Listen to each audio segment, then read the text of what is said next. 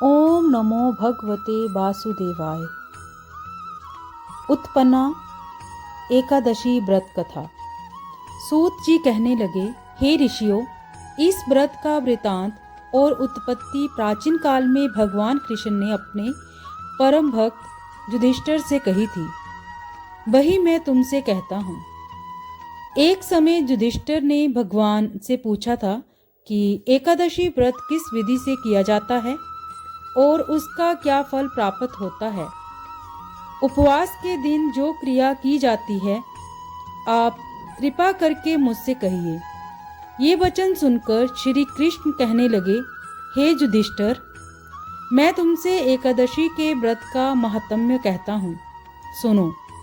सर्वप्रथम हेमंत ऋतु में मार्गशीर्ष कृष्ण एकादशी से इस व्रत को प्रारंभ किया जाता है। दशमी को सायंकाल भोजन के बाद अच्छी प्रकार से दातुन करे ताकि अन्न का अंश मुंह में न रह जाए।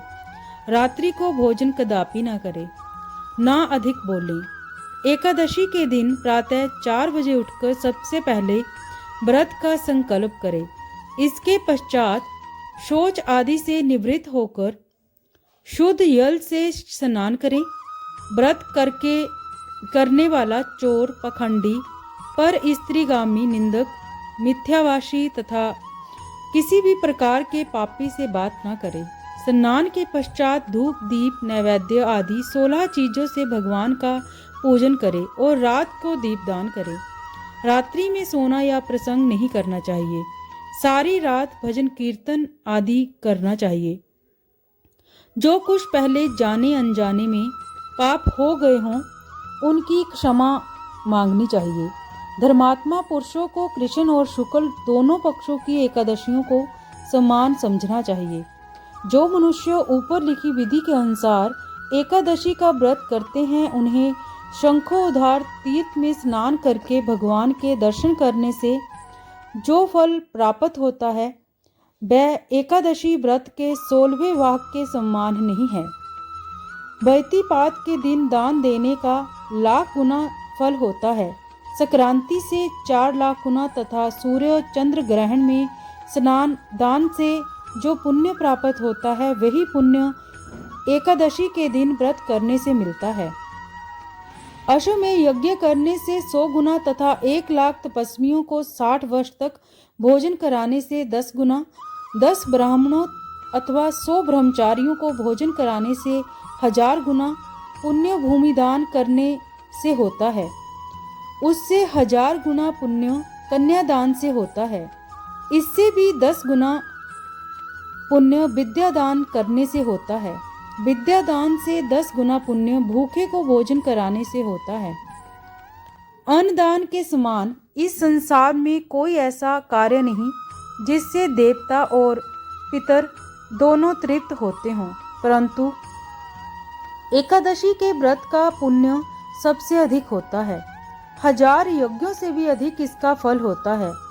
इस व्रत का प्रभाव देवताओं को भी दुर्लभ है। रात्रि को भोजन करने वाले को उपवास का आधा फल मिलता है और दिन में एक बार भोजन करने वाले को भी आधा ही फल प्राप्त होता है। जबकि निर्जल व्रत रखने वाले का महात्म्य तो देवता भी वर्णन नहीं कर सकते। युधिष्ठिर कहने लगे कि हे भगवान, आपने हजारों यज्ञ और लाख गोदान को भी एकादशी व्रत के बराबर नहीं बताया, सो ये तिथि सब तिथियों से उत्तम कैसे हुई, बताइए। भगवान कहने लगे, हे युधिष्ठिर, सतयुग में मुर नाम का दैत्य उत्पन्न हुआ। वह बड़ा बलवान और भयानक था। उस प्रचंड दैत्य ने इंद्र, आदित्य, वसु, वायु, अग्नि आदि सभी देवताओं को पराजित करके भगा दिया। तब इंद्र सहित सभी देवताओं ने भयभीत होकर भगवान शिव से सारा वृतांत कहा और बोले, हे कैलाशपति, मूर दैत्य से भयभीत होकर सब देवता मृत्युलोक में फिर रहे हैं। तब भगवान शिव ने कहा, हे देवताओं, तीनों लोकों के स्वामी, भक्तों के दुखों का नाश करने वाले भगवान विष्णु की शरण में जाओ। वे ही तुम्हारे दुखों को दूर कर सकते हैं। शिवजी के ऐसे वचन सुनकर सभी देवता क्षीर सागर में पहुंचे। वहां भगवान को शयन करते देख हाथ जोड़कर उनकी स्तुति करने लगे कि हे देवताओं द्वारा स्तुति करने योग्य प्रभु, आपको बारंबार नमस्कार है। देवताओं की रक्षा करने वाले मधुसूदन, आपको नमस्कार है, आपको बारंबार नमस्कार है। आप हमारी रक्षा करें। दैत्यों से भयभीत होकर हम सभी आपकी शरण में आए हैं। आप इस संसार के कर्ता, माता पिता, उत्पत्ति और पालन करता और संसार संहार करने वाले हैं। सबको शांति प्रदान करने वाले हैं। आकाश और पाताल भी आप ही हैं। सबके पितामह ब्रह्मा, सूर्य चंद्र अग्नि, सामग्री होम आहुति मंत्र तंत्र जप, यजमान यज्ञ कर्मकर्ता भोक्ता भी आप ही हैं। आप सर्वव्यापक हैं। आपके सिवा तीनों लोकों में चर अथवा अचर कुछ भी नहीं है। हे भगवान, दैत्यों ने हमको जीतकर स्वर्ग से भगा दिया है और हम सब देवता इधर उधर भागे भागे फिर रहे हैं। आप इन दैत्यों से हम सबकी रक्षा करें। इंद्र के ऐसे वचन सुनकर भगवान विष्णु कहने लगे कि हे इंद्र, ऐसे मायावी दैत्य कौन है जिसने सब देवताओं को जीत लिया है? उसका नाम क्या है? उसमें कितना बल है और उसके किसके आश्रय में है तथा उसका स्थान कहाँ है? ये सब मुझसे कहो। भगवान के ऐसे वचन सुनकर इंद्र बोले, भगवान, प्राचीन समय में एक नाड़ीयंग नामक राक्षस था। उसके महापराक्रमी और लोक विख्यात मुर नाम का एक पुत्र हुआ। उसकी चंद्रावती नाम की नगरी है। उसी ने सब देवताओं को स्वर्ग से निकालकर वहां अपना अधिकार जुमा लिया है। उसने इंद्र, अग्नि, वरुण, यम, वायु, ईश, चंद्रमा, नरित आदि सबके स्थान पर अधिकार कर लिया है। सूर्य बनकर स्वयं ही प्रकाश करता है, स्वयं ही मेघ बन बैठा है और सबसे अजय है। हे असुर निकंदन, उस दुष्ट को मारकर देवताओं को अजय बनाइए। ये वचन सुनकर भगवान ने कहा, हे देवताओं, मैं शीघ्र ही उसका संहार करूंगा। तुम चंद्रावती नगरी जाओ। इस प्रकार कहकर भगवान सहित सभी देवताओं ने चंद्रावती नगरी की ओर प्रस्थान किया। उस समय दैत्य मुर सेना सहित युद्ध भूमि में गरज रहा था। उसकी भयानक गर्जना सुनकर सभी देवता भय के मारे चारों दिशाओं में भागने लगे। जब स्वयं भगवान रणभूमि में आए तो दैत्य उन पर भी अस्त्र शस्त्र आयुध लेकर दौड़े। भगवान ने उन्हें सर्प के समान अपने बाणों से बींध डाला।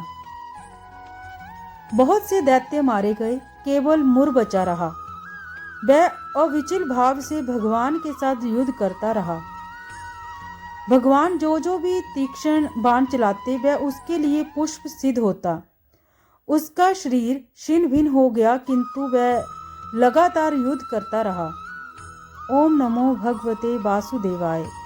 दोनों के बीच मल युद्ध भी हुआ। 10,000 वर्ष तक उनका युद्ध चलता रहा, किंतु मुर नहीं हारा। तत्पश्चात श्री विष्णु ने दैत्य सेना पर चक्र का प्रहार किया। उससे छिन्न भिन्न होकर सैकड़ों योद्धा मौत के मुख में चले गए। इसके बाद भगवान मधुसूदन बद्रीनाथ आश्रम को चले गए। वहां सिंहावतो नाम की गुफा थी जो 12 योजन लंबी थी। पांडुनंदन, उस गुफा में एक ही दरवाजा था। भगवान विष्णु उसी में सो रहे थे। दानव मुर भगवान को मार डालने के उद्योग में लगा था। वह उनके पीछे लगा रहा। वहां पहुंचकर उसने भी उसी गुफा में प्रवेश किया। वहां भगवान को सोते देखकर उसे बड़ा हर्ष हुआ। उसने सोचा, ये दानव का भय देने वाला देवता, अतः निस्संदेह मैं इसे मार ही डालूंगा। युधिष्ठिर, दानव के इस प्रकार विचार करते ही भगवान विष्णु के शरीर से एक कन्या प्रकट हुई, जो बड़ी ही रूपवती, सौभाग्यशालिनी तथा दिव्य अस्त्र शस्त्रों से युक्त थी। वह भगवान के तेज के अंश से उत्पन्न हुई थी। उसका बल और पराक्रम महान था। युधिष्ठिर, दानवराज मुर ने उस कन्या को देखा। कन्या ने युद्ध का विचार करके दानव के साथ युद्ध के लिए याचना की। युद्ध छिड़ गया। कन्या सब प्रकार की युद्ध कलाओं में निपुण थी। वह मूर नामक महान असुर उसके हुंकार मात्र से राख का ढेर हो गया। दानव के मारे जाने पर भगवान जाग उठे। उन्होंने दानव को धरती पर पड़ा देखकर पूछा, मेरा ये शत्रु अत्यंत उम्र और भयंकर था, किसने इसका वध किया? कन्या बोली, स्वामिन, आपके ही प्रसाद से मैंने इस महादैत्य का वध किया है। श्री भगवान ने कहा, कल्याणी, तुम्हारे इस कर्म से तीनों लोकोक्त मुनि और देवता आनंदित हुए हैं। अतः तुम्हारे मन में जैसी रुचि हो उसके अनुसार मुझसे कोई वर मांगो। देव दुर्लभ होने पर भी वह वर मैं तुम्हें दूंगा, इसमें तनिक भी संदेह नहीं है। वह कन्या साक्षात एकादशी ही थी। उसने कहा, प्रभु, यदि आप प्रसन्न हैं तो मैं आपकी कृपा से सब तीर्थों में प्रधान समस्त विवरों का नाश करने वाली तथा सब प्रकार की सिद्धि देने वाली देवी हूँ। जनार्दन, जो लोग आप में भक्ति रखते हुए मेरे दिन को उपवास करेंगे उन्हें सब प्रकार की सिद्धि प्राप्त हो। माधव, जो लोग उपवास नक्त अथवा एक भुक्त करके मेरा व्रत का पालन फिर करें, उन्हें आप धन, धर्म और मोक्ष प्रदान कीजिए। श्री विष्णु बोले, कल्याणी, तुम जो कुछ कहती हो वह सब पूर्ण होगा। भगवान श्री कृष्ण कहते हैं, युधिष्ठिर, ऐसा वर पाकर महाव्रता एकादशी बहुत प्रसन्न हुई। दोनों पक्षों की एकादशी समान रूप से कल्याण करने वाली होती है। इसमें शुक्ल और कृष्ण का भेद नहीं करना चाहिए। यदि उदय काल में थोड़ी सी एकादशी, मध्यम में दूरी द्वादशी और अंत में कंचित त्रयोदशी हो तो वह त्रिस्पर्शा एकादशी कहलाती है। वह भगवान को बहुत ही प्रिय है।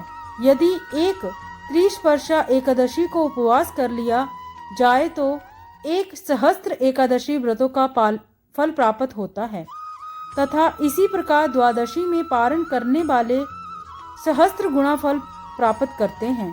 अष्टमी, एकादशी, षष्ठी, तृतीय और चतुर्दशी ये यदि पूर्व तिथि से विध हो तो उनमें व्रत नहीं करना चाहिए।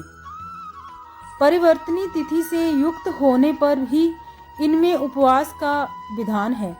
पहले दिन में और रात में भी एकादशी हो तथा दूसरे दिन केवल प्रातः काल एक दंड एकादशी रहे तो पहली तिथि का परित्याग करके दूसरे दिन की द्वादशी युक्त एकादशी को ही उपवास करना चाहिए।